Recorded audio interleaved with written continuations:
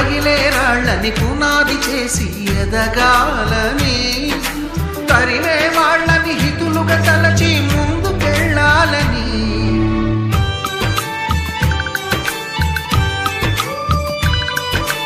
కన్నుల నీటిని కలల సాగుకై వాడుకోవాలని,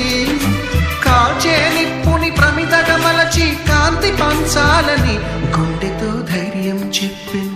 చూపుతో మార్గం చెప్పెను,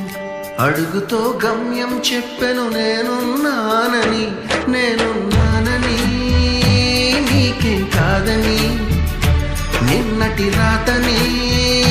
మార్చేస్తానని.